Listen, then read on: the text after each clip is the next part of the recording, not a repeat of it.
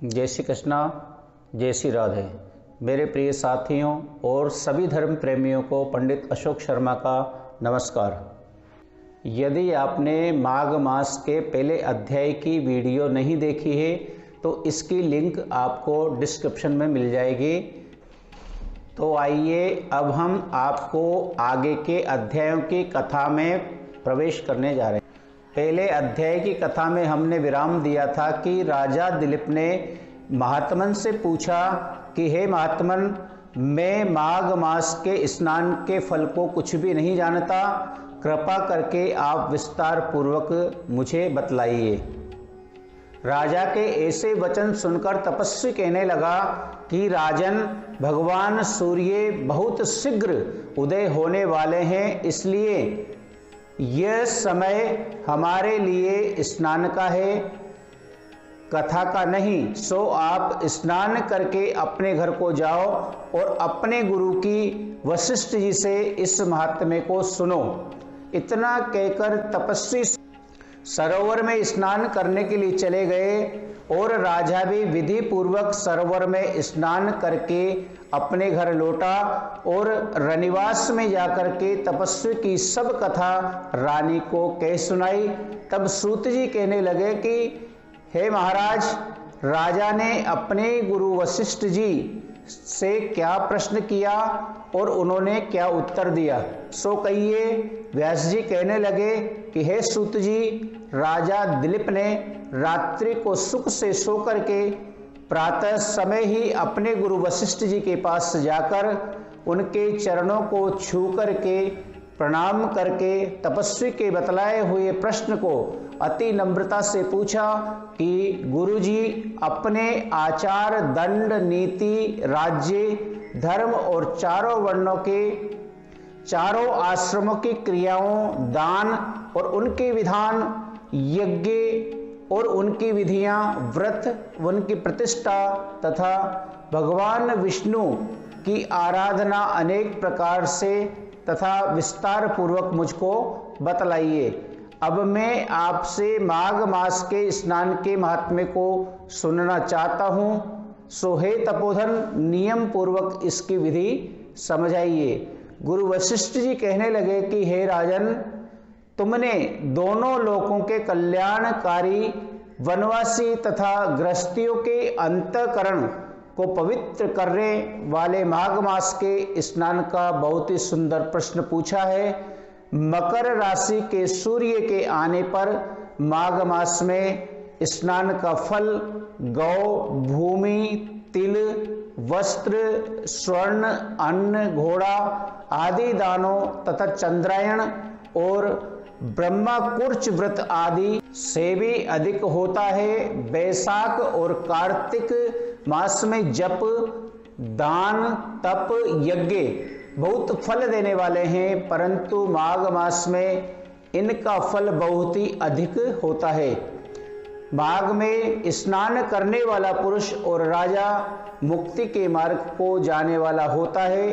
दिव्य दृष्टि वाले महात्माओं ने कहा है कि जो मनुष्य माघ मास में सकाम या भगवान के निमित्त नियम पूर्वक माघ मास में स्नान करता है, वो अनंत फल को प्राप्त होता है। उनको शरीर की शुद्धि, प्रीति, ऐश्वर्य और चारों प्रकार के फलों की प्राप्ति होती है। अदिति ने 12 वर्ष तक मकर संक्रांति में अन्न त्याग करके स्नान किया था। इससे तीनों लोकों को उज्जवल करने वाले 12 पुत्र उत्पन्न हुए। माघ मास में स्नान करने से ही रोहिणी, सुभगा, अरुंधति दानशील हुई और इंद्राणी के समान रूपवती होकर के प्रसिद्ध हुई।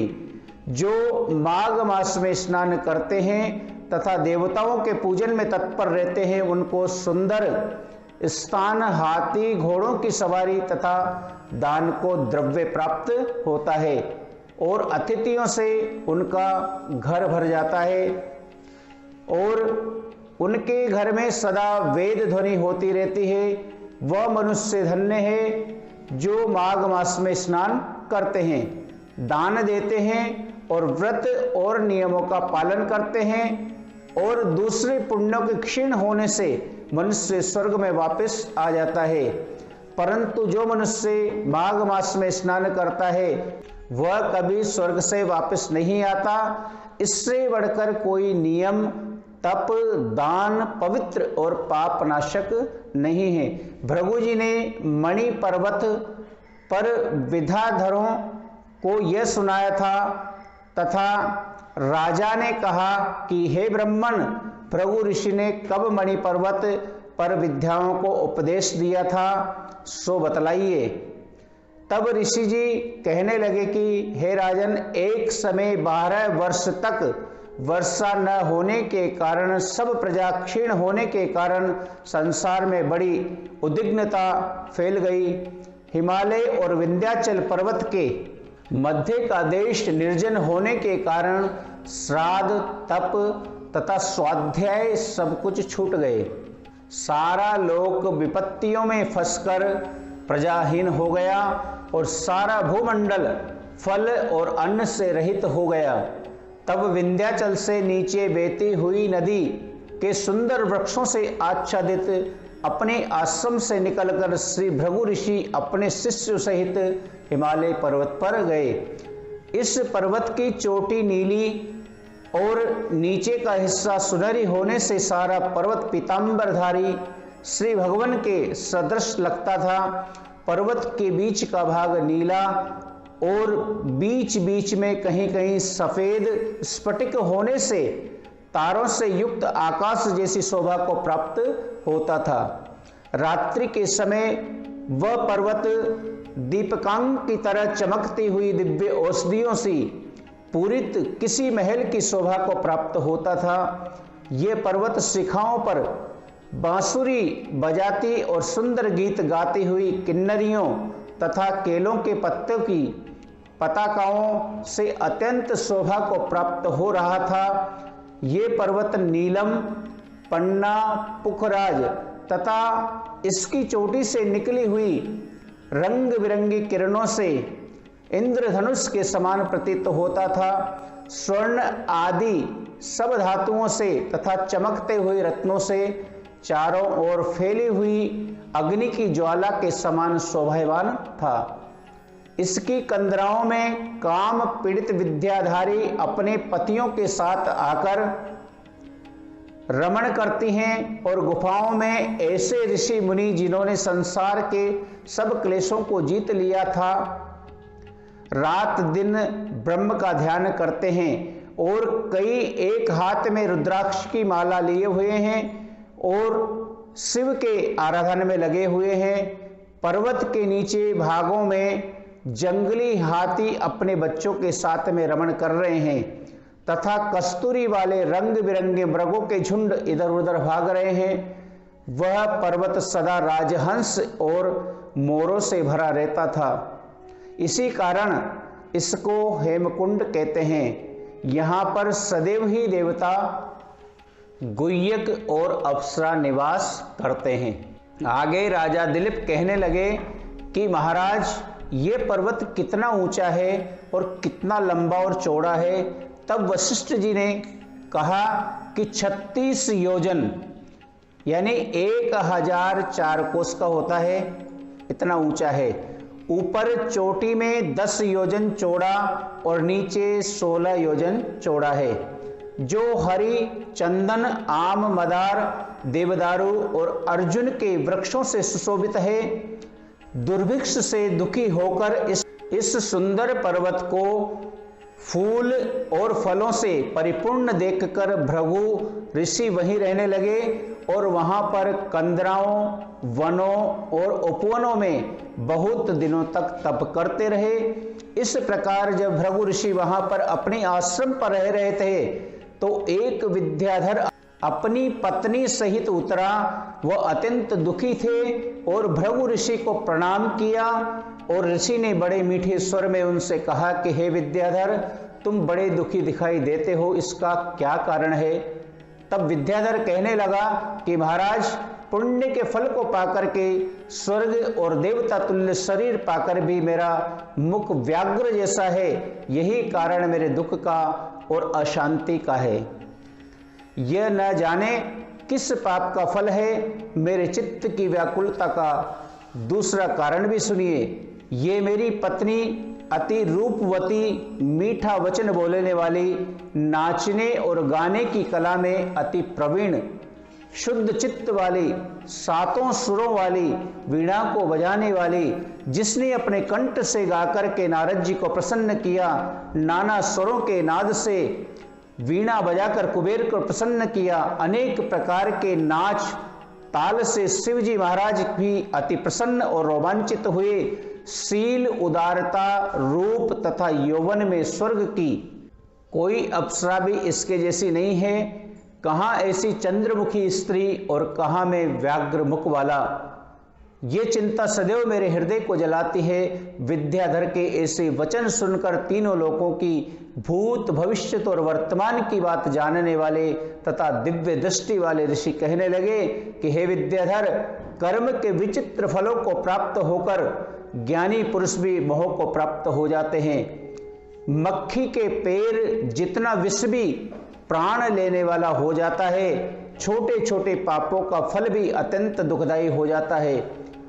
तुमने माघ मास की एकादशी का व्रत करके द्वादशी न आने तक शरीर में तेल लगाया, इसी पाप कर्म से व्याग्र हुए हो।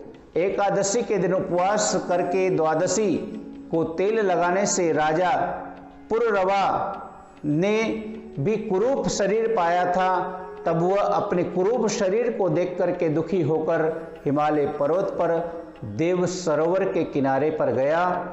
प्रीति पूर्वक शुद्ध स्नान कर कुशा के आसन पर बैठ करके भगवान कमल नेत्र, शंख चक्र गदा पद्म के धारण करने वाले पीतांबर पहने, वनमाला धारण किए हुए विष्णु जी का चिंतन करते हुए राजा पुररवा ने 3 मास तक निराहार रह करके भगवान का चिंतन किया। इस प्रकार 7 जन्मों में प्रसन्न होने वाले भगवान राजा के 3 महीने के तप में ही अति प्रसन्न हो गए और माघ मास की शुक्ल पक्ष की एकादशी को प्रसन्न होकर के भगवान ने अपने शंख के जल से राजा को पवित्र किया।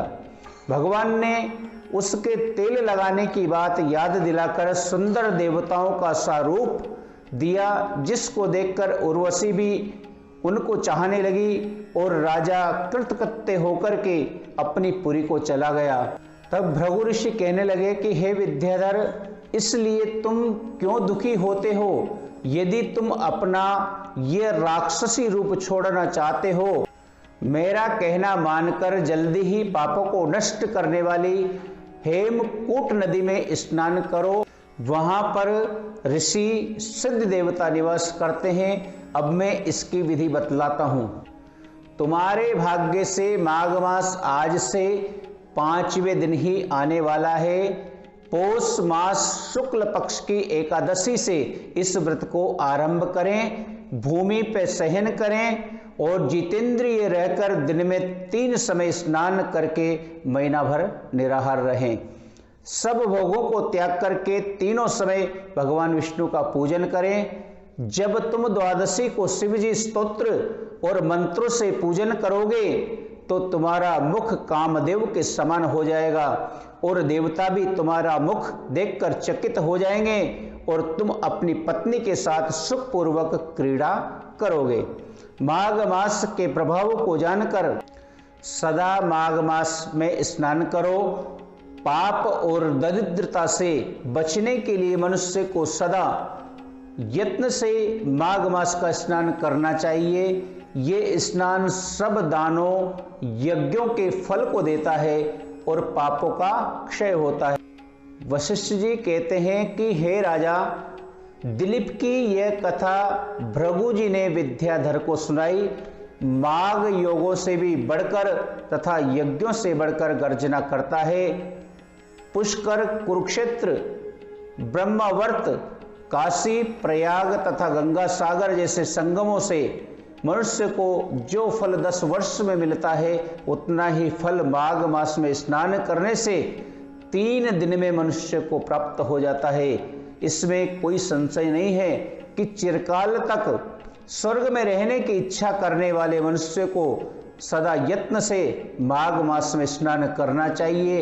आयु, आरोग्य, धन, रूप, कल्याण और गुण प्राप्त करने वाले को माघ मास का स्नान कभी नहीं छोड़ना चाहिए। स्नान करने वाला इस लोक से परलोक में सदा सुख प्राप्त करता है। वशिष्ठ जी कहते हैं कि हे दिलीप, भृगु जी के ये वचन सुनकर यह विद्याधर अपनी स्त्री सहित उसी स्थान पर पर्वत के झरने से माघ मास का स्नान करता रहा और उसके प्रभाव से उसका मुख देव सदृश हो गया और वह मणिग्रीव पर्वत पर आनंद से रहने लगा।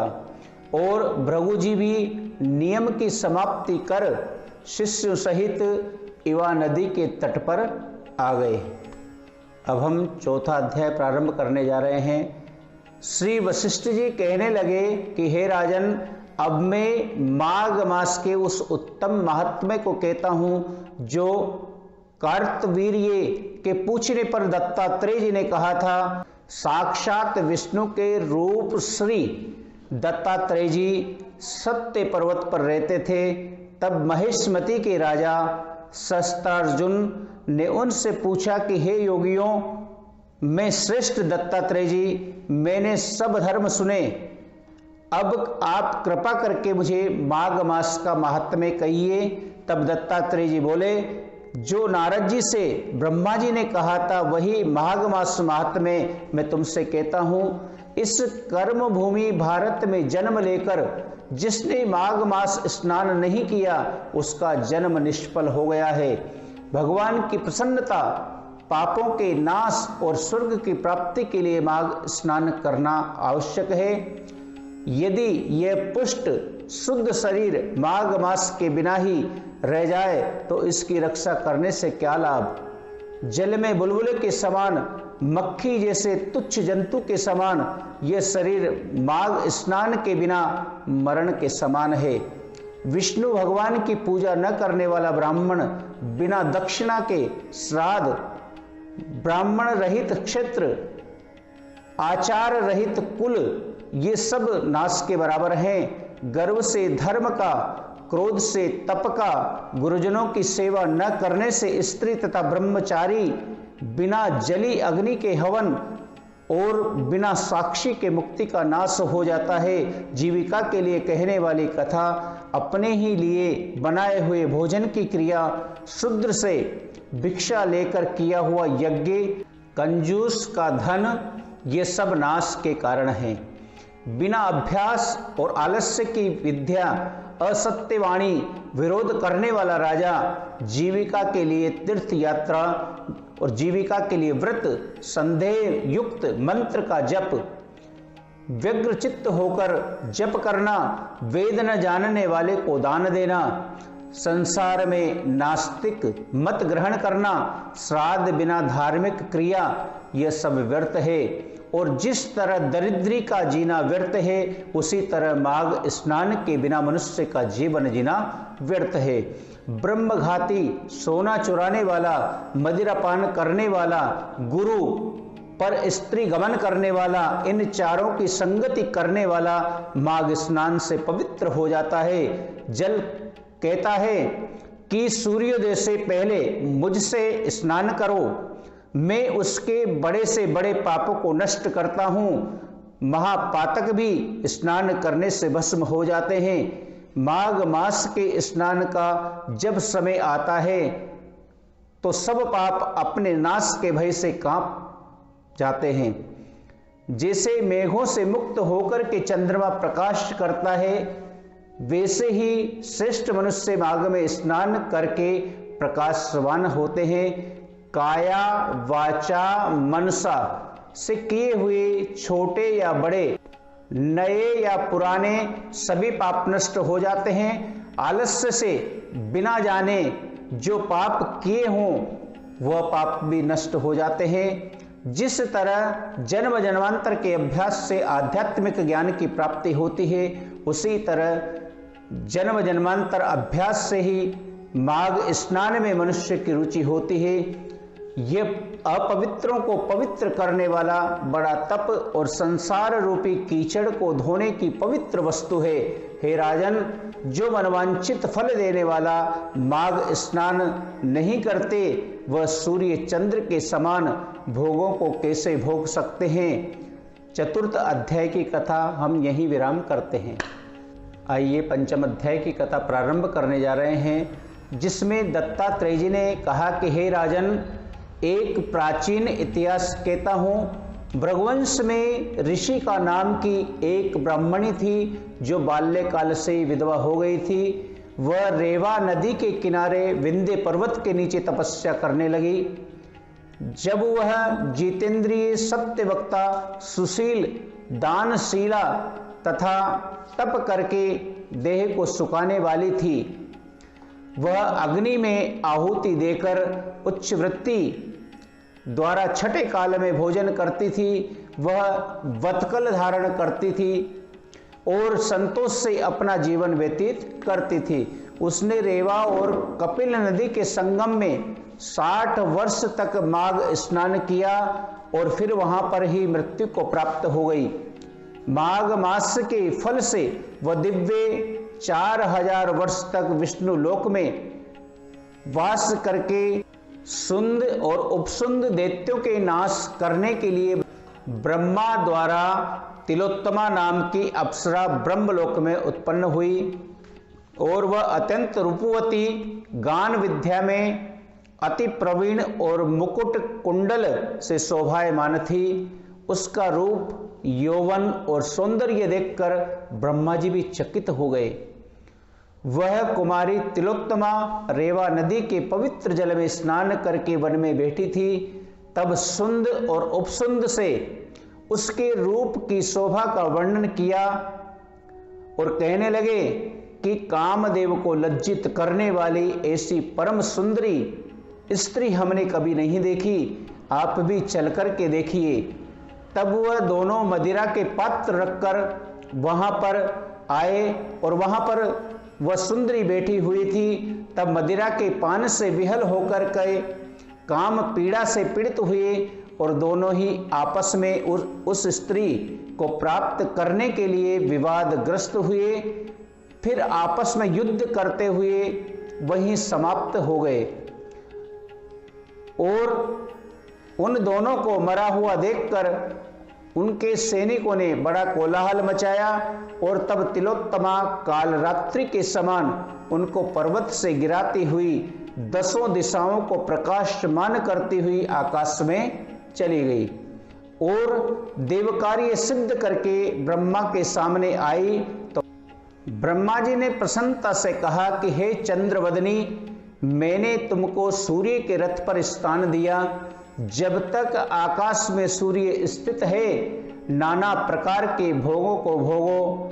सो हे राजन, वह ब्राह्मणी अब भी सूर्य के रथ पर माघ मास स्नान करने के उत्तम भोगों को भोग रही है। इसलिए श्रद्धावान पुरुषों को उत्तम गति प्राप्त करने के लिए यत्न के साथ माघ मास में विधि पूर्वक स्नान करना चाहिए। इस अध्याय की कथा हम यहीं विराम करते हैं। अगले अध्याय की कथा हम प्रारंभ करते हैं।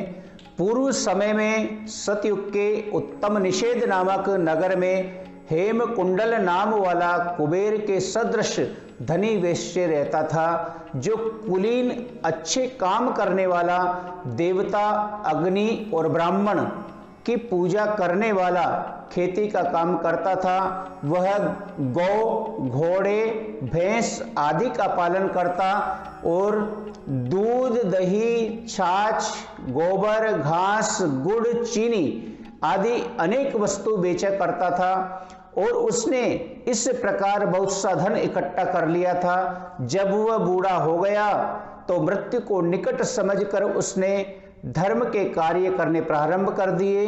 भगवान विष्णु का मंदिर बनवाया, कुआं, तालाब, बावड़ी, आम, पीपल आदि के वृक्ष तथा सुंदर बाग बगीचे बनवाए। सूर्योदय से सूर्यास्त तक वह दान करता। गांव के चारों तरफ जल की प्याव लगवाई। उसने सारे जन्म भर जितने भी पाप कर्म किए थे उनका प्रायश्चित करता था। इस प्रकार उसके 2 पुत्र उत्पन्न हुए, जिनका नाम उसने कुंडल और विकुंडल रखा। जब दोनों लड़के युवावस्था को प्राप्त हुए तो हेमकुंडल वैश्य गृहस्थी का सब कार्य उन्हें सौंपकर भगवान की तपस्या के निमित्त वन में चला गया और वहां विष्णु की आराधना में शरीर को सुखाकर अंत में विष्णु लोक को प्राप्त हुआ। उसके दोनों पुत्र लक्ष्मी के मद को प्राप्त होकर बुरे कर्मों में लग गए और वह वेश्यागामी होकर वीणा और बाजे लेकर वेश्याओं के साथ गाते फिरते थे।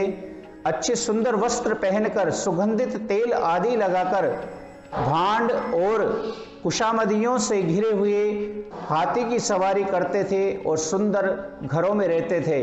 इस प्रकार ऊपर बोए हुए बीज के सदृश वह अपने धन को बुरे कामों में नष्ट करते थे।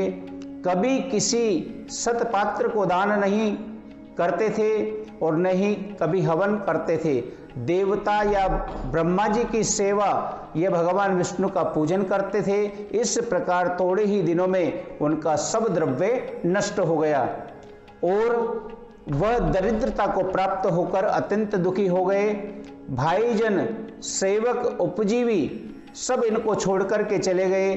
तब इन्होंने चोरी आदि करना आरंभ किया और राजा के भय से नगर को छोड़कर चोर और डाकुओं के साथ वन में रहने लगे और वहां अपने तीक्ष्ण बाणों से वन के पक्षी, हिरण आदि पशु तथा हिंसक जीवों को मारकर खाने लगे।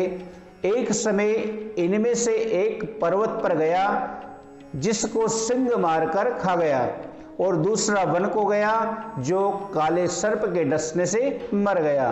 तब यमराज के दूत उन दोनों को बांधकर यम के पास लाए और कहने लगे कि महाराज, इन दोनों पापियों के लिए क्या आज्ञा है। इस अध्याय की कथा हम यहीं विराम करते हैं कि चित्रगुप्त ने उन दोनों के कर्मों की आलोचना करके दूतों से कहा कि बड़े भाई कुंडल को घोर नरक में डालो और दूसरे छोटे भाई विकुंडल को स्वर्ग ले जाओ जहां उत्तम भोग है। तब एक दूत तो कुंडल को नरक में फेंकने के लिए ले गया और दूसरा दूत बड़ी नम्रता से कहने लगा कि हे विकुंडल, चलो, तुम अपने अच्छे कर्मों से स्वर्ग को प्राप्त होकर अनेक प्रकार के भोगों को भोगो। तब विकुंडल बड़े विस्मय के साथ मन में संशय धरकर दूत से कहने लगा कि हे यमदूत, मेरे मन में बड़ी भारी शंका उत्पन्न हो गई है, अतएव मैं तुमसे कुछ पूछता हूँ कि कृपा करके मेरे प्रश्नों का उत्तर दो। हम दोनों भाई एक ही कुल में उत्पन्न हुए हैं, एक जैसे ही कर्म करते रहे। दोनों भाइयों ने कभी कोई शुभ कर्म नहीं किया, फिर एक को नरक क्यों और दूसरे को स्वर्ग किस कारण से प्राप्त हुआ? मैं अपने स्वर्ग में आने का कोई कारण नहीं देखता। तब यमदूत कहने लगा कि हे विकुंडल, माता पिता पुत्र पत्नी भाई बहन से सब संबंध जन्म के कारण होते हैं और जन्म कर्म के भोगने के लिए ही प्राप्त होता है। जिस प्रकार एक वृक्ष पर अनेक पक्षियों का आगमन होता है, उसी तरह इस संसार में पुत्र भाई बहन माता पिता का भी संगम होता है। इनमें से जो जैसे जैसे कर्म करता है वैसे ही फल भोगता है। तुम्हारा भाई अपने पाप कर्मों से नरक में गया, तुम अपने पुण्य काम के कारण स्वर्ग में जा रहे हो। तब विकुंडल ने आश्चर्य से पूछा कि मैंने तो आजन्म कोई धर्म का कार्य नहीं किया, सदैव पापों में ही विलीन रहा, मैं अपने पुण्य के कर्म को नहीं जानता। यदि तुम मेरे पुण्य के कर्म को जानते हो तो कृपा करके मुझे बतलाइए। तब देवदूत कहने लगा कि मैं सब प्राणियों को भली भांति जानता हूँ, तुम नहीं जानते। सुनो, हरि मित्र का पुत्र सुमित्र नाम का एक ब्राह्मण था, जिसका आश्रम यमुना नदी के दक्षिणोत्तर दिशा में था। उसके साथ जंगल में ही तुम्हारी मित्रता हो गई और उसके साथ तुमने 2 बार माघ मास में श्री यमुना नदी में स्नान किया। पहली बार स्नान करने से तुम्हारे सब पाप नाश हो गए और दूसरी बार स्नान करने से तुमको स्वर्ग की प्राप्ति हुई और तुम्हारा भाई नरक को प्राप्त हुआ।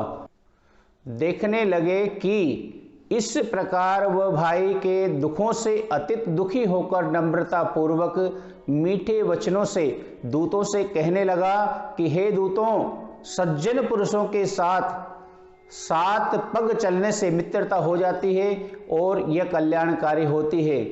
मित्र प्रेम की चिंता न करते हुए तुम मुझको इतना बताने की कृपा करो कि कौन से कर्म से मनुष्य यमलोक को प्राप्त नहीं होता, क्योंकि तुम सर्वज्ञ हो। इस अध्याय की कथा यही विराम होती है और अगले 8वें अध्याय की कथा में हम प्रवेश करते हैं। यमदूत कहने लगा कि तुमने बड़ी सुंदर वार्ता पूछी है, यद्यपि मैं पराधीन हूँ फिर भी तुम्हारे स्नेहवश अपनी बुद्धि के अनुसार बतलाता हूँ। जो प्राणी काया वाचा और मनसा से कभी दूसरों को दुख नहीं देते वे यमलोक में नहीं जाते। हिंसा करने वाले वेद, यज्ञ, तप और दान से भी उत्तम गति को नहीं पाते। अहिंसा सबसे बड़ा धर्म है।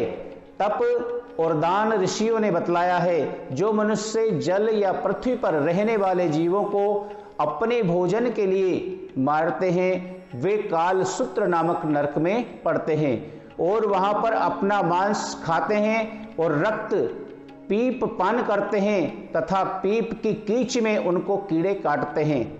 हिंसक, जनबंद, काने, कुबड़े, लूले, लंगड़े, दरिद्री और अंगहीन होते हैं। इस कारण इस लोक तथा परलोक में सुख की इच्छा करने वाले को काया, वाचा और मन से दूसरे का द्रोह कदापि नहीं करना चाहिए। जो हिंसा नहीं करते उनको किसी भी प्रकार का कोई भय नहीं होता।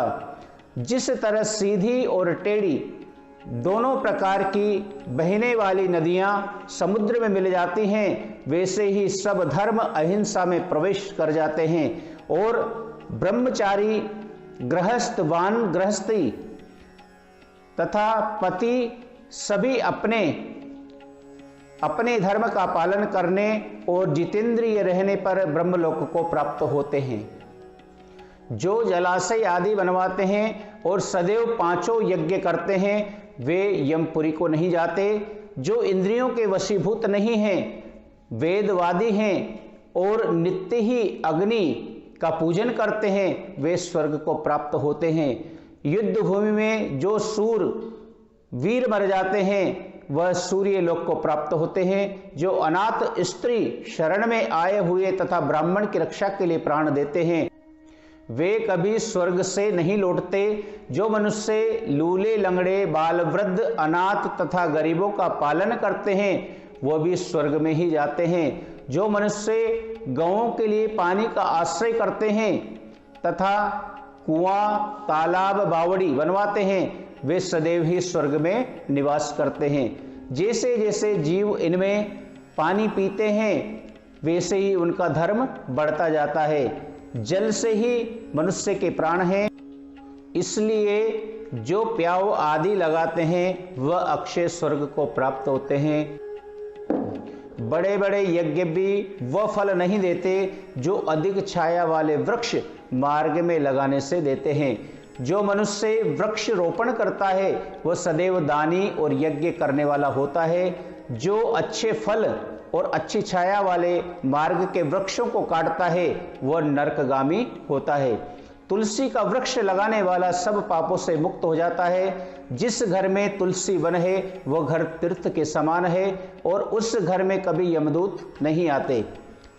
तुलसी की सुगंध से पितरों का चित्त आनंदित हो जाता है और वे विमान में बैठ करके विष्णु लोक को प्राप्त होते हैं।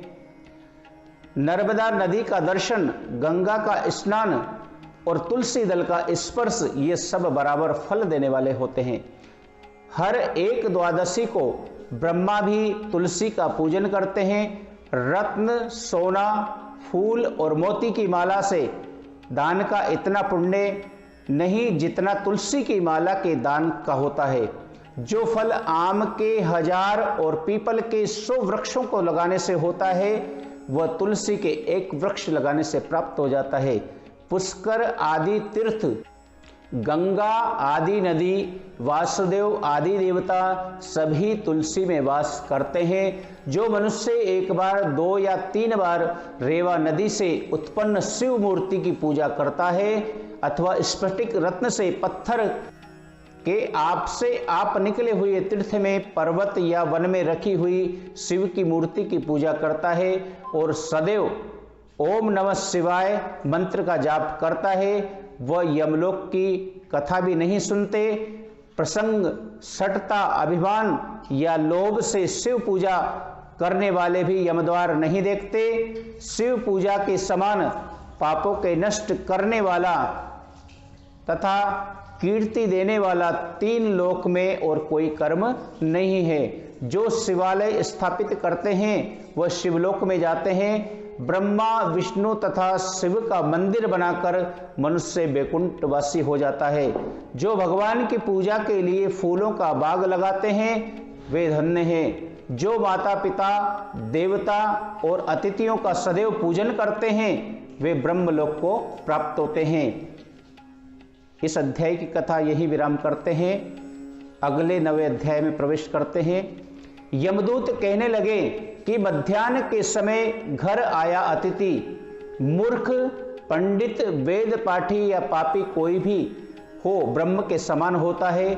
जो रात्रि के थके हुए भूखे ब्राह्मण को अन्न जल देता है, मध्याह्न के समय जिसके घर आया हुआ अतिथि निराश नहीं जाता, वह स्वर्ग का वासी हो जाता है। अतिथि बराबर कोई धन संपत्ति तथा हित नहीं है।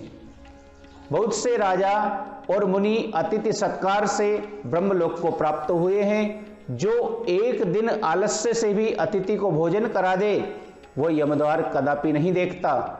केसरी ध्वज से विवस्वत देव ने कहा था कि जो कोई इस कर्म भूमि मृत्युलोक से स्वर्गलोक को जाने की इच्छा रखता है वह अन्न का दान करे। दूत कहता है कि यमराज कहते हैं अन्न के बराबर दूसरा कोई दान नहीं है। जो गर्मियों में जल, सर्दियों में ईंधन और सदैव अन्न का दान करते हैं वो कभी कभी यम के दुख नहीं उठाते।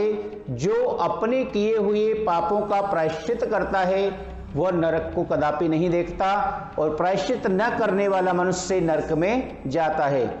जो काया, वाचा और मनसा से किए हुए पापों का प्रायश्चित करता है वह देव और गंधर्व से सेवित शुभ लोक को प्राप्त होता है। जो नित्य ही व्रत, तप, तीर्थ करते हैं और जितेंद्रिय हैं वो भयंकर यम को भी कदापि नहीं देखते। नित्य धर्म करने वाला दूसरे का अन्न और भोजन और त्याग दान दे। नित्य स्नान करने से बड़े बड़े पाप नाश होकर यम को नहीं देखता। बिना स्नान पवित्रता कैसे हो सकती है। जो मनुष्य पर्व के समय में चलते जल में स्नान करते हैं वह बुरी योनि नहीं पाते और न ही नरक में जाते हैं। माघ मास में प्रातः स्नान करने वाले मनुष्य को नियम पूर्वक तिल, पात्र और तिल कमल का दान करना चाहिए। यमदूत कहते हैं कि हे विकुंडल, पृथ्वी, सोना, गौ आदि परम दान करने वाला स्वर्ग से नहीं लौटता। बुद्धिमान पुण्य, तिथियों, व्यतिपात, संक्रांति आदि को थोड़ा सा दान करके भी बुरी गति को प्राप्त नहीं होता।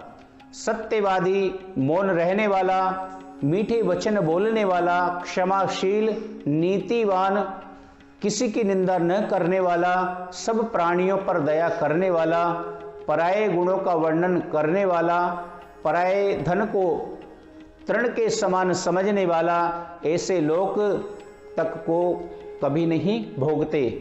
इस अध्याय कथा यही विराम करते हैं। अब 10वें अध्याय में हम प्रवेश करते हैं। यमदूत कहने लगे कि वैश्य एक बार भी गंगा जी में स्नान करने से मनुष्य सब पापों से छूटकर अत्यंत शुद्ध हो जाता है। जो गंगा जी को दूसरे तीर्थों के समान समझता है वो अवश्य ही नरक में जाता है। भगवान के चरणों से उत्पन्न हुई गंगा जी के पवित्र जल को श्री शिवजी अपने मस्तिष्क में धारण करते हैं। वह ब्रह्मा जो संदेश रहित प्रकृति से अलग और निर्गुण है, ब्रह्मांड में उसकी समानता किससे हो सकती है? गंगा जी का नाम हजारों योजन दूर से ही लेने वाला नरक में कदापि नहीं जाता।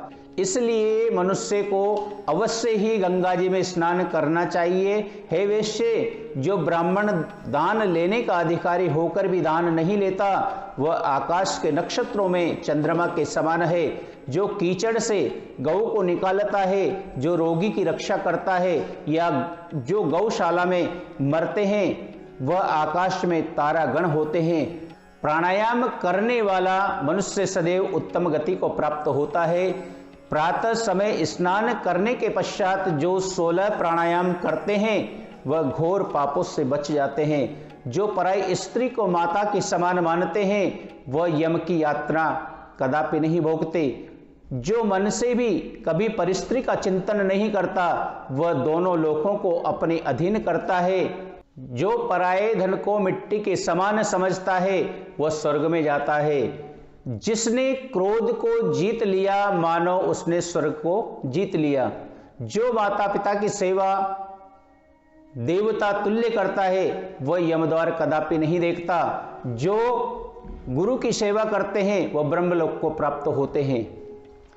शील की रक्षा करने वाली स्त्री धन्य है। शील भंग करने वाली यमलोक को जाती है। जो वेदों को पढ़ते हैं या पुराण और संहिता पढ़ते हैं और सुनते हैं, तथा जो स्मृति का व्याख्यान और धर्मशास्त्र समझते हैं, या जो वेदांत को प्राप्त होते हैं, जो अज्ञानियों को वेद शास्त्र का ज्ञान देते हैं, वे देवताओं से भी पूजित होते हैं। यमदूत ने कहा है कि हे वेश्ये, श्रेष्ठ यमराज ने हमको वही आज्ञा दे रखी है कि तुम किसी वैष्णव को मेरे पास मत लाओ। हे वेश्ये, पापी लोगों को इस संसार रूपी नरक को पार करने के लिए भगवान की भक्ति के सिवाय दूसरा कोई उत्तम उपाय नहीं है। भगवान की भक्ति न करने वाला मनुष्य चांडाल के समान समझना चाहिए। भगवान के भक्त अपने माता और पिता दोनों के कुलों को तार देते हैं और उनको नरक में नहीं रहने देते। और जो मनुष्य वैष्णव का भोजन करते हैं, वे भी भगवान की कृपा से श्रेष्ठ गति को प्राप्त होते हैं। बुद्धिमान को सदैव वैष्णव का अन्न ग्रहण करना चाहिए। इससे बुद्धि पवित्र होकर मनुष्य पाप नहीं करता। ओम गोविंदाय नमो नमः इस मंत्र का जाप करता हुआ जो मनुष्य मृत्यु को प्राप्त होता है, वह परम धाम को प्राप्त होता है। इसमें कोई संदेह नहीं है। जो ओम नमः भगवते वासुदेवाय इस द्वादक्षर मंत्र या ओम नमो नारायणाय इस अष्टाक्षर मंत्र का जाप करता है, उसके ब्रह्म इत्यादि इत्यादि बड़े बड़े पापों का नाश हो जाता है और स्वर्ग की प्राप्ति होती है। आगे यमदूत कहने लगे कि हे वैश्य, मनुष्य को सदैव शालिग्राम की शिला में तथा वज्र या कीट चक्र में भगवान वासुदेव का पूजन करना चाहिए, क्योंकि सब पापों का नाश करने वाले, सब पुण्यों को देने वाले तथा मुक्ति को प्रदान करने वाला भगवान विष्णु का इसमें निवास होता है। जो मनुष्य शालग्राम की शिला या हरि चक्र में पूजन करता है, वह अनेक मंत्रों का फल प्राप्त कर लेता है। जो फल देवताओं को निर्गुण ब्रह्म की उपासना में मिलता है, वही फल मनुष्य को भगवान शालिग्राम के पूजन से प्राप्त होता है। हे वैश्य, अत्यंत पापी दुराचारी अनाधिकारी शालिग्राम का पूजन करने से यमलोक को नहीं देखता। भगवान को लक्ष्मी जी के पास अथवा बैकुंठ में इतना आनंद नहीं आता जितना शालिग्राम की शिला या चक्र में निवास करने में आता है। स्वर्ण कमल युक्त करोड़ों शिवलिंग के पूजन करने से इतना फल नहीं मिलता जितना एक दिन के शालिग्राम के पूजन से मिलता है। भक्ति पूर्वक शालिग्राम के पूजन से विष्णु लोक में वास करके मनुष्य चक्रवर्ती होता है।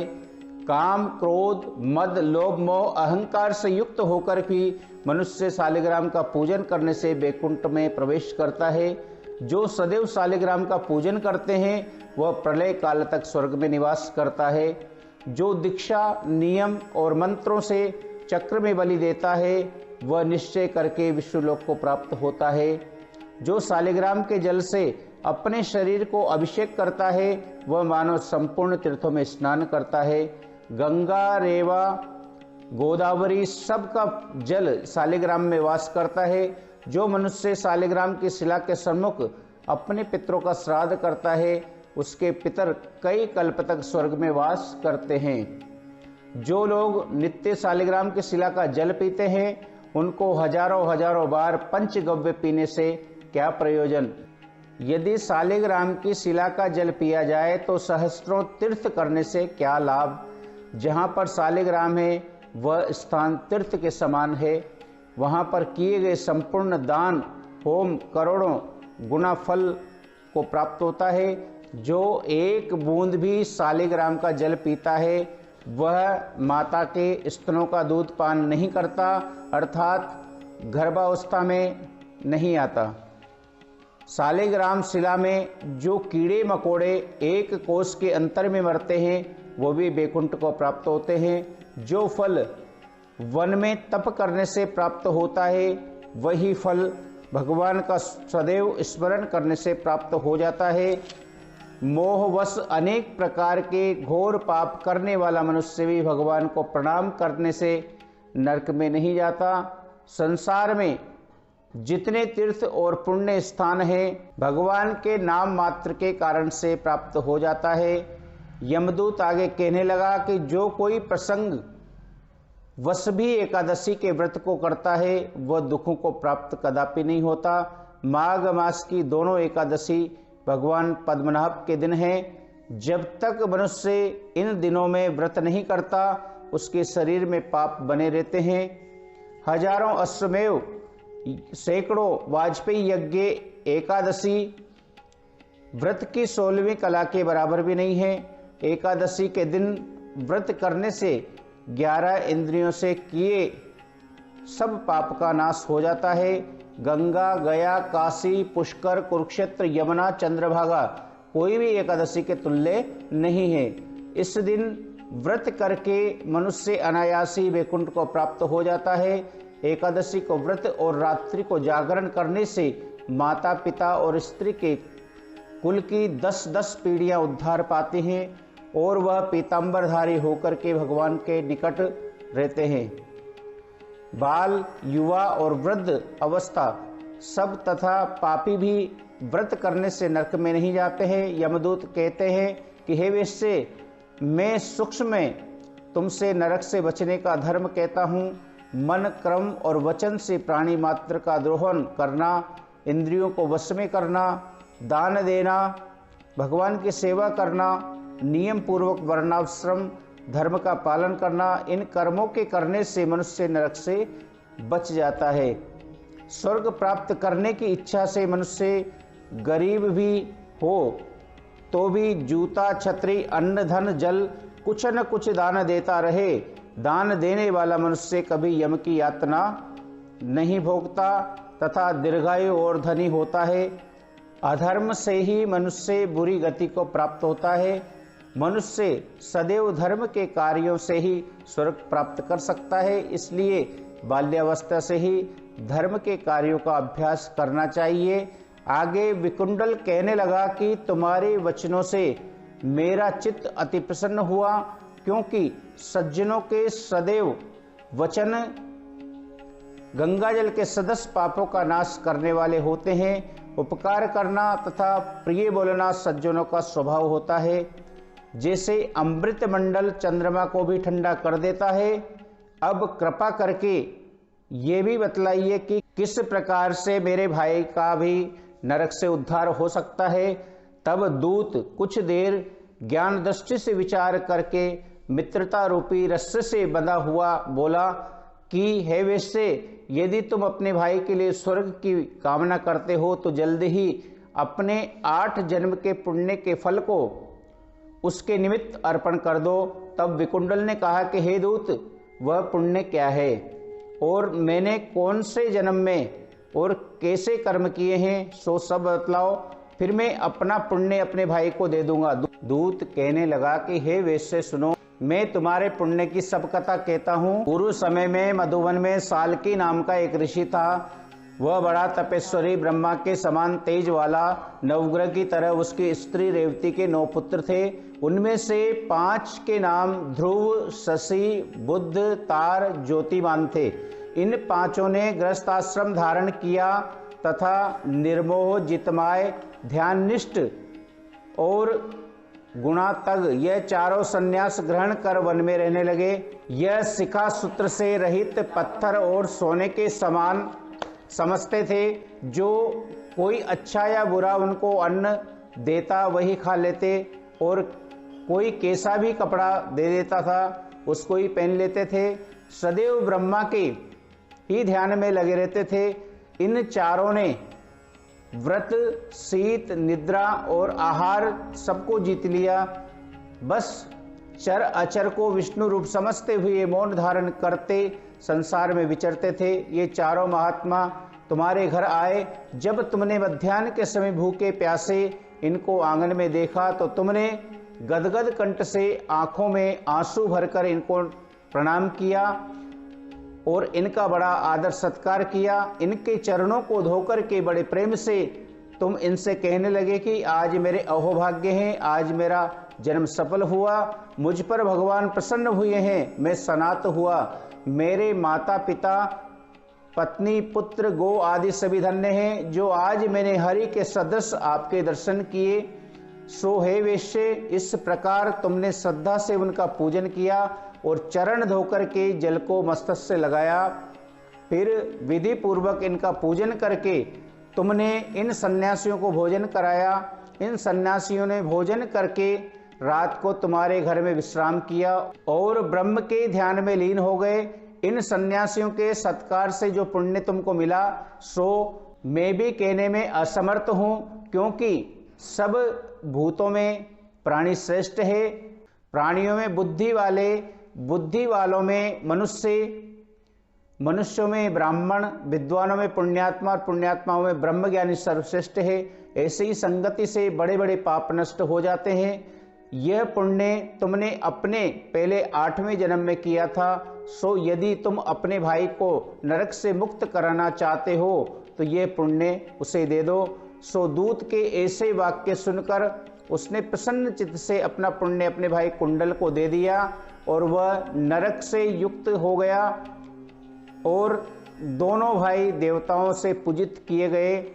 तब दूत अपने स्थान को चला गया। इस प्रकार वैश्य के पुत्र विकुंडल ने अपना पुण्य देकर अपने भाई को नरक की यातना से छुड़वाया। सो हे राजन, जो कोई इस इतिहास को पढ़ता है या सुनता है वह 1000 गौ दान का फल प्राप्त कर लेता है। आगे कीर्ति वीर्य जी बोलते हैं कि हे विप्रश्रेष्ठ, किस प्रकार एक वैश्य माघ स्नान के पुण्य से पापों से मुक्त होकर के दूसरे के साथ स्वर्ग को गया, सो मुझसे कहिए। तब दत्तात्रेय जी ने कहा कि जल स्वभाव से ही उज्ज्वल, निर्मल, शुद्ध, मलन, शक और पापों को धोने वाला होता है। जल सब प्राणियों का पोषण करने वाला है, ऐसा वेदों में कहा है। मकर के सूर्य वाले माघ मास में गौ के पैर डूबने योग्य जल में भी स्नान करने से मनुष्य स्वर्ग को प्राप्त होता है। यदि सारा मास स्नान करने में अशक्त हो तो 3 दिन ही स्नान करने से पापों का नाश होकर के स्वर्ग को प्राप्त होता है। चाहे दीन होने से थोड़ा ही दान करे वह भी धनी और दीर्घायु होता है। 5 दिन स्नान करने से चंद्रमा के सदृश शोभायमान होता है। इसलिए अपना शुभ चाहने वालों को माघ में 12 स्नान करना चाहिए। अब माघ मास में स्नान करने वाले के नियम कहता हूँ।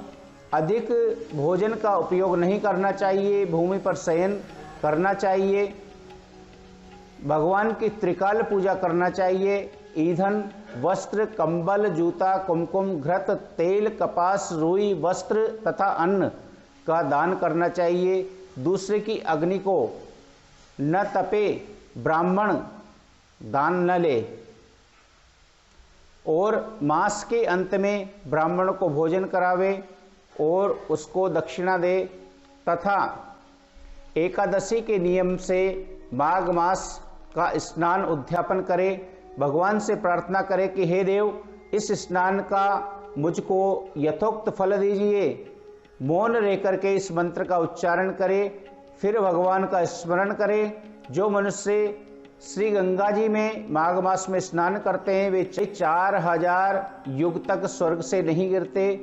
जो कोई माघ मास में गंगा और यमुना का स्नान करता है वो प्रतिदिन 1000 स्वर्ण मुद्रा दान का फल प्राप्त करता है तथा 1000 कपिला गौ के दान का फल प्राप्त होता है। दत्तात्रेय जी आगे कहने लगे कि हे राजन, प्रजापति ने पापों के नाश के लिए प्रयाग तीर्थ की रचना की, यानी गंगा जी, काली यानी यमुना जी के जल की धारा में स्नान का महात्म्य भली प्रकार सुनो। जो इस गंगा में माघ मास में स्नान करता है वह गर्भ योनि में नहीं आता।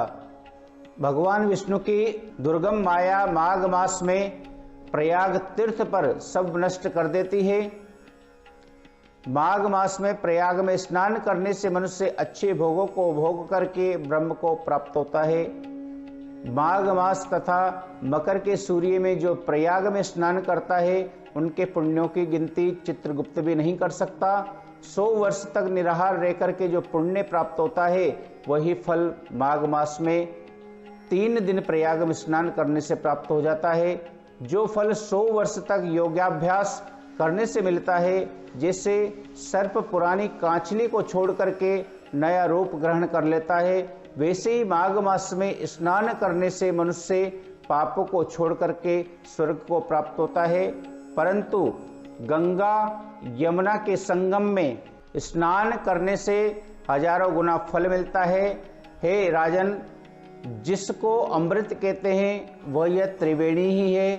ब्रह्मा, शिव, रुद्र, आदित्य, मरुतगण, गंधर्व, लोकपाल, यक्ष, गुह्यक, किन्नर, आणिमादि गुणों से सिद्ध तत्वज्ञानी ब्रह्माणी, पार्वती, लक्ष्मी, सची, नैना, दिति, अदिति, संपूर्ण देव पत्नियां तथा नागों की स्त्रियां, धृताची, मेनका, उर्वशी, रंभा, तिलोत्तमा, अप्सरा गण और सब पितर मनुष्य गण, कलयुग में गुप्त और सतयुगादि में प्रत्यक्ष सब देवता माघ मास में स्नान करने के लिए आते हैं। इन दिनों माघ मास में प्रयाग में स्नान करने से जो फल मिलता है वह ईश्वर ही कह सकता है। मनुष्य में कहने की शक्ति नहीं है। हजारों अश्वमेघ यज्ञ करने से भी वह फल प्राप्त नहीं होता। पूर्व समय में कंचन मालिनी से इस स्नान का फल राक्षस को दिया गया था और इससे वह पापी मुक्त हो गया था। आगे की कथा में प्रयागराज में संगम स्नान करने वाले कांचन मालिनी की कथा इस प्रकार है कि कीर्ति वीर्य कहने लगा कि हे भगवान, वह राक्षस कौन था और कांचन मालिनी कौन थी, उसने अपना धर्म कैसे दिया और उसका साथ कैसे हुआ। हे ऋषि, अत्रि की संतानों के सूर्य ये कथा सुन करके मेरा कौतूहल दूर कीजिए। तब दत्तात्रेय जी कहने लगे कि हे राजन, इस पुरातन विचित्र इतिहास को सुनो। कांचन मालिनी नाम की एक सुंदर अप्सरा थी जो माघ मास में प्रयाग में स्नान करके कैलाश पर जा रही थी।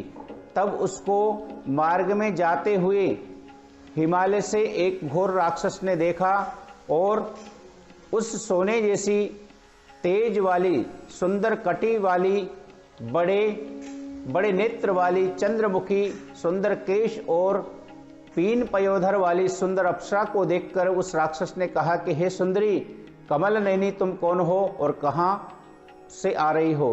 तुम्हारे वस्त्र और वेणी भीगी हुई क्यों है?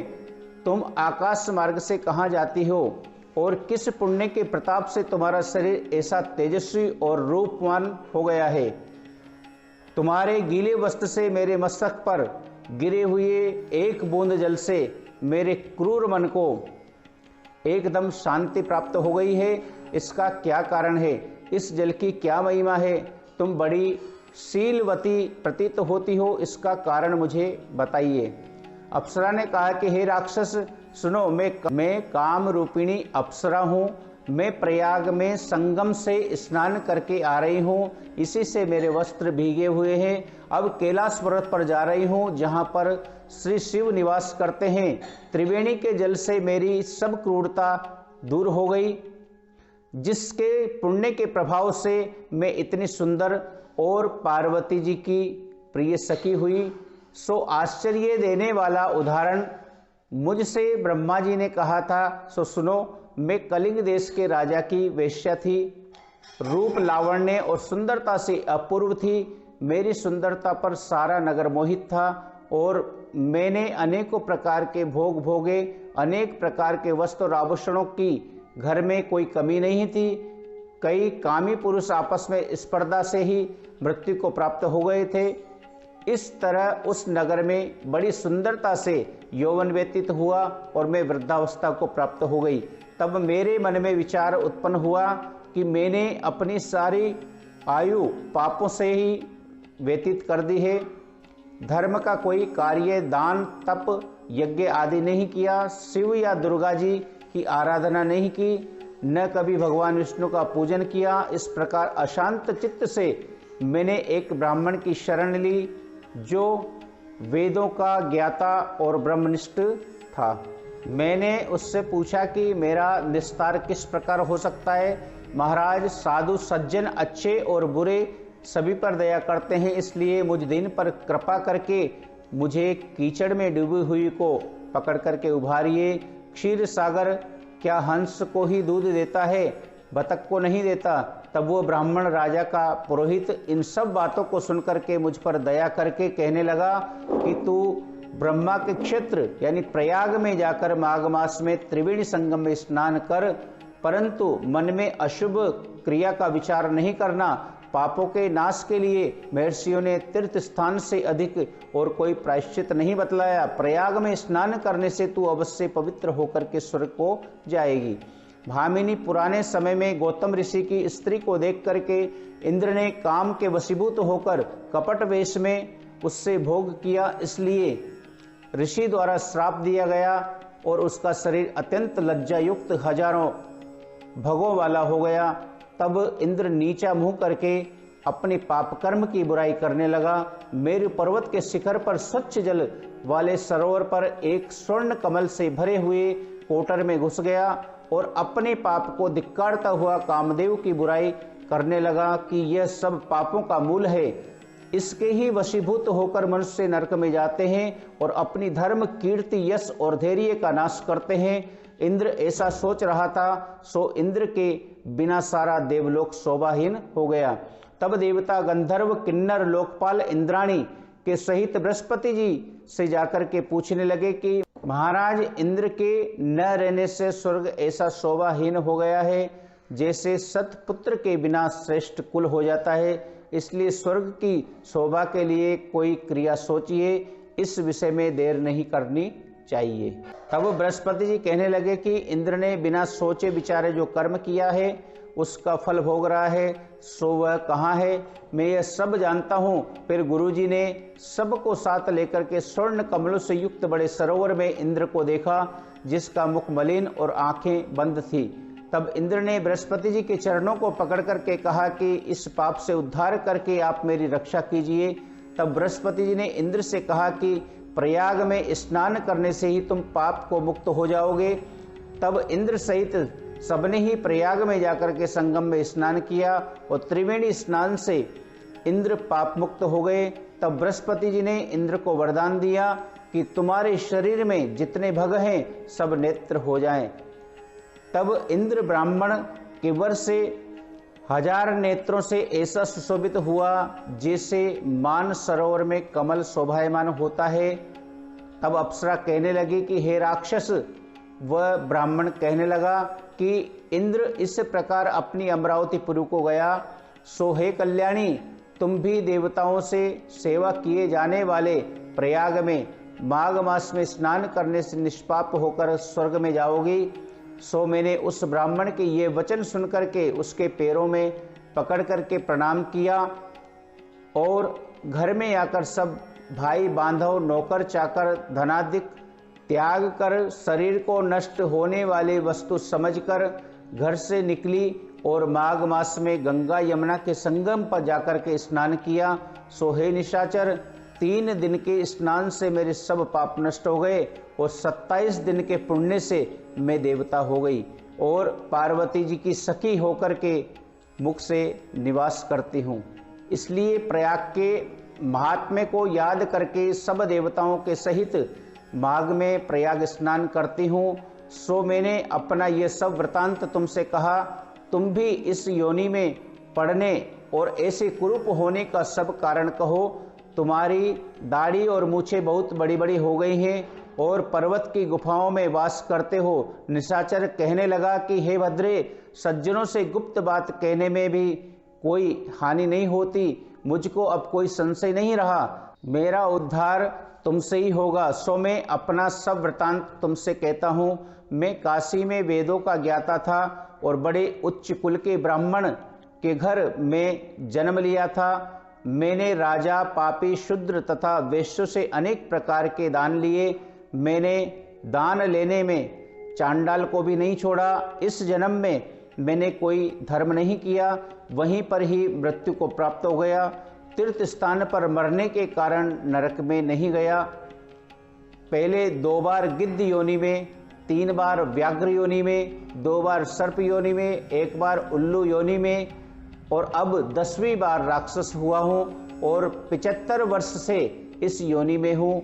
इस स्थान को 3 योजन तक मैंने जंतुहीन कर दिया है। बिना अपराध के बहुत से प्राणियों को मैंने नष्ट किया। इस कारण मेरा मन अत्यंत दुखी है।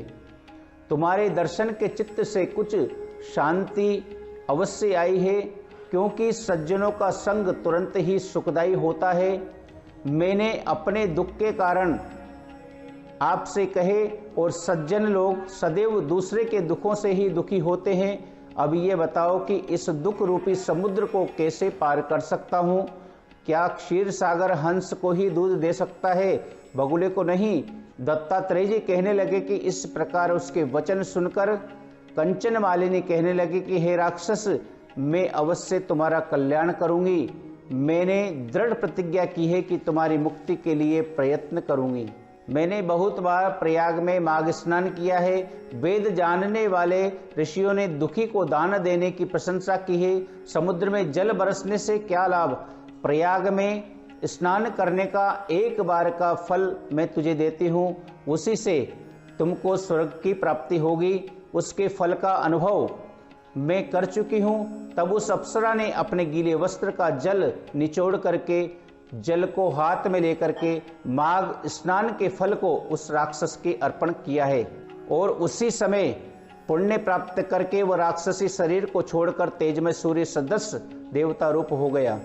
आकाश में विमान चढ़कर अपनी कांति से चारों दिशाओं को प्रकाशित करता हुआ कांचन मालिनी की प्रशंसा करता हुआ शोभायमान हुआ और कहने लगा कि ईश्वर ही जानता है तुमने कितना उपकार मुझ पर किया है। अब भी कृपया कुछ शिक्षा दो जिससे मैं कभी पाप कर्म ना करूं। अब मैं तुम्हारी आज्ञा पाकर स्वर्ग में जाऊंगा। तब कंचन मालिनी ने कहा कि सदैव धर्म की सेवा करते रहो, काम रूपी शत्रु को जीतो, दूसरे के गुण तथा दोषों का वर्णन मत करो, शिव और वासुदेव का पूजन करो, इस देह का मोह मत करो, पत्नी पुत्र धनादि की ममता त्यागो, सत्य बोलो, वैराग्य भाव धारण कर योगी बनो। मैंने तुमसे यह धर्म के लक्षण कहे। अब तुम देवता रूप होकर शीघ्र ही स्वर्ग को जाओ। दत्तात्रेय जी कहने लगे कि इस प्रकार गंधर्वों से सेवित वह राक्षस कांचनी मालिनी को नमस्कार करके स्वर्ग को गया और देव कन्याओं ने वहां आकर कांचन मालिनी पर पुष्पों की वर्षा की और प्रेम पूर्वक कहा कि हे भद्रे, तुमने इस राक्षस का उद्धार किया। इस दुष्ट के डर से कोई भी इस वन में प्रवेश नहीं करता था, अब हम निडर होकर विचरेंगी। इस प्रकार कांचन मालिनी उस राक्षस का उद्धार करके प्रेम पूर्वक देव कन्याओं से क्रीड़ा करते हुए शिवलोक को गईं और श्री वशिष्ठ ऋषि आगे कहने लगे कि हे राजन, मैंने दत्तात्रेय जी द्वारा कहा माघ मास महात्म्य का, अब माघ मास के स्नान का फल सुनो। हे परम तप, माघ स्नान सब यज्ञों व्रतों का और तपों का फल देने वाला है। माघ मास स्नान करने वाला स्वयं तो स्वर्ग में ही जाते हैं, किंतु उनके माता और पिता दोनों के कुलों को भी स्वर्ग प्राप्त होता है। जो माघ मास में सूर्योदय के समय नदी आदि में स्नान करता है, उसके माता पिता के 7 कुलों की पीढ़ी स्वर्ग को प्राप्त होती है। माघ मास में स्नान करने वाले दुराचारी और कुकर्मी मनुष्य भी पापों से मुक्त हो जाते हैं और इस मास में हरि का पूजन करने वाले पाप समुदाय से छूटकर भगवान के सदृश शरीर वाले हो जाते हैं। यदि कोई आलस से भी माघ मास में स्नान करता है तो उसके भी सब पाप नष्ट हो जाते हैं। जैसे गंधर्व कन्याएं राजा के श्राप से भयंकर कष्टों को भोगती हुई लोमस ऋषि के वचनों से माघ में स्नान करने से पापों से छूट गई थी। यह वार्ता सुनकर राजा दिलीप विनय से पूछने लगे कि हे गुरुदेव, ये कन्याएं किसकी थी? उनको कब और कैसे श्राप मिला? उनके नाम क्या थे? ऋषि के श्राप से कैसे मुक्त हुई और उन्होंने कहाँ पर स्नान किया? आप विस्तार पूर्वक सब कहिए। वशिष्ठ जी कहने लगे कि हे राजन, जैसे अरणि से स्वयं अग्नि उत्पन्न होती है, वैसे ही ये कथा धर्म और संतान उत्पन्न करती है। हे राजन, सुख संगीत नामक गंधर्व की कन्या का नाम विमोहिनी था। सुशीला तथा स्वरवेदी की सुंबरा, चंद्रकांत की सुतारा तथा सुप्रभा की कन्या चंद्रिका, ये 5 सब समान आयु वाली तथा चंद्रमा की जैसी कांति वाली थीं और सुंदर थीं। जैसे रात्रि को चंद्रमा शोभायमान होता है, वैसे ही पुरुष की कलियों के समान खिली पद्मिनी, वैशाख मास की कामिनी, यौवन दिखाती हुई नवीन पत्तों वाली लता के सदृश गौरवर्ण, सोने के सदृश चमकती हुई, सोने के अलंकारों से सुशोभित सुंदर वस्त्र धारण करे हुए, अनेक प्रकार के गाने और वीणा तथा बांसुरी तथा दूसरे बाजे बजाने प्रवीण और ताल, स्वर तथा नृत्य कला में निपुण थीं। इस प्रकार वे कन्याएं क्रीड़ा करती हुई कुबेर के स्थान में विचरती थी। एक समय कौतुकवश माघ मास में एक वन से दूसरे वन में विचरती हुई मंदर के पुष्प तोड़कर सरोवर पर गौरी पूजा के लिए गई। स्वच्छ जल के सरोवर में स्नान करके वस्त्र धारण कर मौन होकर के बालू मिट्टी की गौरी बना करके चंदन, कपूर, कुमकुम और सुंदर कमलों से उपचार सहित पूजन करके ये 5 कन्याएं ताल नृत्य करने लगी। फिर ऊंचे गांधार स्वर में सुंदर गीत गाने लगी। जब ये कन्याएं गाने और नाचने में लीन थीं तो उस अच्छोद नामक उत्तम तीर्थ से वेद निधि नाम के मुनि के पुत्र अग्निप ऋषि स्नान को गए। वह युवा ऋषि सुंदर मुख, कमल सदृश नयन, विशाल छाती, सुंदर भुजाओं वाला दूसरे कामदेव के समान था। शिका सहित दंड लिए, मृगचर्म ओढ़े, यज्ञोपवीत धारण किए हुए था। उसको देखकर 5 कन्याएं मुग्ध हो गईं और उसका रूप एवं यौवन देख करके कामदेव से पीड़ित होकर देखो देखो ऐसा कहती हुई उस ब्राह्मण के चित्त में कामदेव का डर उत्पन्न करने लगी और आपस में विचार करने लगी कि यह कौन है। रति रहित होने से कामदेव नहीं, एक होने से अश्विनी कुमार नहीं, ये कोई गंधर्व या किन्नर या कामरूप धारण कर कोई सिद्ध या किसी ऋषि का श्रेष्ठ पुत्र या मनुष्य है। कोई भी जो ब्रह्मा जी ने इनको हमारे लिए बनाया है। जैसे पूर्व कर्म के प्रभाव से संपत्ति प्राप्त होती है, वैसे ही गौरी जी ने हम कुमारियों के लिए श्रेष्ठ वर दिया है और आपस में यह तुम्हारा वर है या मेरा अथवा सबका, ऐसा कहने लगी। जिस समय उस ऋषि पुत्र ने अपने मध्याह्न की क्रिया करके ऐसे वचन सुने तो वह सोचने लगा कि यह तो बड़ी समस्या उत्पन्न हो गई। ब्रह्मा, विष्णु, महेश आदि देवता तथा बड़े योगेश्वर भी स्त्रियों के ब्रह्मजाल में मोहित हो गए हैं। इनके तीक्ष्ण बाणों से किसका मन रूपी हिरण घायल नहीं हो सकता। जब तक नीति और बुद्धि रहती है तब तक पाप से भय रहता है। जब तक तप की गंभीरता रहती है यम विधि का पालन होता है। तब तक मनुष्य स्त्रियों के कामरूपी बाणों से बीधा नहीं जाता। ये मुझे उन्मत्त और मुग्ध कर रही हैं। किन गुणों से धर्म की रक्षा हो सकती है? स्त्रियों के मांस, रक्त, मल, मूत्र से भी बने घृणित और अशुद्ध शरीर में कामी लोग ही सुंदरता की कल्पना करके रमण कर सकते हैं। शुद्ध बुद्धि वाले महात्माओं ने स्त्रियों के पास रहना कष्टकारक कहा है। सो जब तक यह पास आवें घर चले जाना चाहिए। अतः जब तक वह उसके पास आए वह योग बल से अंतर्ध्यान हो गया। ऋषिपुत्र के ऐसे अद्भुत कर्म देख करके वह चकित होकर डरी हुई चारों तरफ देखने लगी कि आपस में कहने लगी कि यह क्या इंद्रजाल था जो देखते ही देखते विलीन हो गया। और वह विरह की अग्नि में जलने लगी और कहने लगी कि हे कांत, तुम हमको छोड़कर कहाँ चले गए? क्या तुमको ब्रह्मा ने हमको विरह रूपी अग्नि में जलाने के लिए ही बनाया था? क्या तुम्हारा चित्त दया रहित है जो हमारा चित्त दुखाकर चले गए? क्या तुमको हमारा विश्वास नहीं है? क्या तुम कोई मायावी हो? बिना किसी अपराध के हम लोगों पर क्यों क्रोध करते हो? हे हृदयेश्वर, तुम्हारे बिना हम नहीं रहेंगी, तुम्हारे बिना हम नहीं जीवेंगी। जहाँ पर आप गए हो हमें शीघ्र ले चलो, हमारा संताप हरो और हमको दर्शन दो, दया करो। सज्जन लोग किसी का नाश नहीं देखते। आप इसी प्रकार को प्राप्त करने के लिए हमारे चैनल को लाइक एवं सब्सक्राइब जरूर करें। जय श्री कृष्णा, जय श्री राधे।